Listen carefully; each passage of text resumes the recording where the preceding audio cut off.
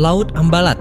Laut ini lagi rame karena jadi rebutan antara Indonesia dan Malaysia. Sekarang lagi tegang banget. Lalu, apakah situasinya bisa sampai nyebabin adanya perang antar dua negara? Nama gue Galan. Simak video ini sampai habis. Gue bakal bongkar fakta tentang Ambalat. Kalian harus tahu ini dulu. Di Pulau Sebatik, Kalimantan Utara, garis batas darat Indonesia dan Malaysia berhenti pas nyentuh pantai. Habis itu, nggak ada perjanjian yang jelas gimana narik garis ke laut. Semua orang punya tebakan sendiri tentang kelanjutannya. Indonesia berpikir, ya logis aja, garis itu diterusin lurus ke timur. Sementara Malaysia juga punya tafsir sendiri.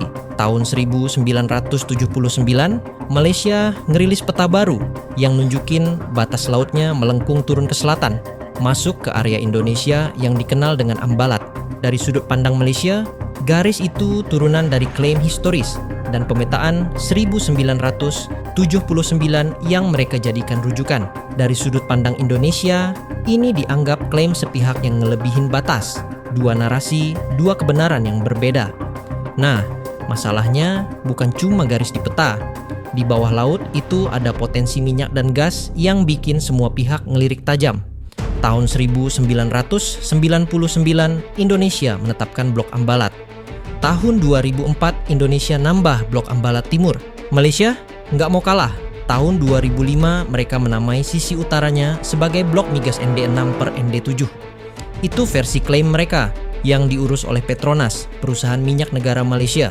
Di tahun itu juga, Petronas sempat mengajak Shell masuk untuk eksplorasi di situ. Dan disinilah tumpang tindih izin kerja migas yang bikin tensi naik. Lo bayangin, satu kawasan, dua set klaim, dua izin kerja. Kayak satu rumah dikontrakin dua penyewa sekaligus. Tegang? Jelas. Tahun 2005 juga, kapal perang kita pernah saling berhadapan sama kapal Malaysia di Ambalat. Senjata udah siap. Komandan kapal mikir cepat. Semua keputusan dihitung dalam detik. Sedikit aja salah gerak, peluru pertama bisa melayang. Dan sejarah Asia Tenggara mungkin berubah selamanya. Yang menarik, meski tensi saat itu beneran berada di bibir jurang, kedua pihak sama-sama nahan diri. Tahun 2009, muncul lagi insiden yang menegangkan. Kapal patroli saling berada di perairan sengketa. Ada manuver, ada peringatan, dan ketegangan. Tahun 2010, di dekat Bintan, bukan di Ambalat. 3 petugas pengawas perikanan Indonesia sempat ditahan aparat Malaysia. Meskipun kejadiannya di tempat lain, di mata publik rasanya sama aja kayak kita digangguin lagi. Suasana keburu panas, teriakan harus tegas, makin kenceng. Padahal urusan perbatasan nggak bisa hajar dulu baru mikir. Setiap langkah harus mikirin aturan hukum. Di lapangan tetap aman dan nggak bikin emosi publik makin mendidih. Kalau ada satu pihak yang kebablasan, akibatnya bisa kacau. Sekarang, kenapa sih Ambalat dianggap penting? Ambalat letaknya di Laut Sulawesi, penghubung Kalimantan, Sulawesi, dan Sabah, sehingga berpengaruh pada arus logistik dan perikanan.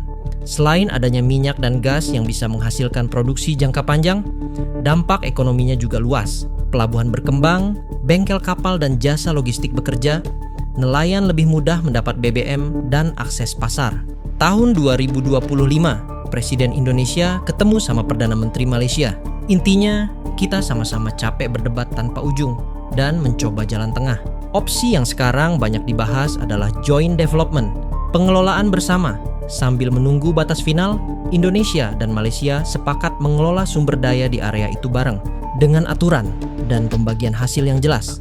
Klaim kedaulatan tetap utuh, tidak ada yang dilepas. Kalau pilih jalur damai, manfaatnya itu kelihatan banget.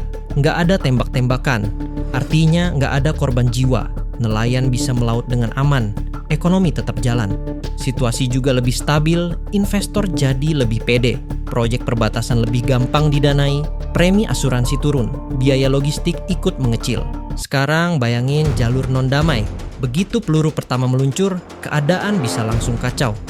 Korban jiwa nggak bisa dihindari.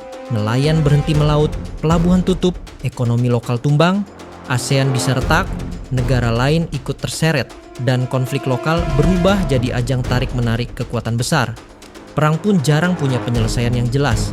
Intinya, jalur non-damai bikin semua pihak rugi. Kalau negosiasi Ambalat mentok, ada opsi arbitrase atau pengadilan internasional. Tapi jalur itu panjang, mahal, dan hasilnya nggak pasti. Ambalat bukan cuma urusan meja diplomat. Di Indonesia, narasi kedaulatan jangan ditawar sangat kuat. Di Malaysia, apalagi Sabah, banyak yang ngerasa punya hak historis. Dua-duanya punya logika dari sudut pandang masing-masing. Masalahnya, politik itu sensitif.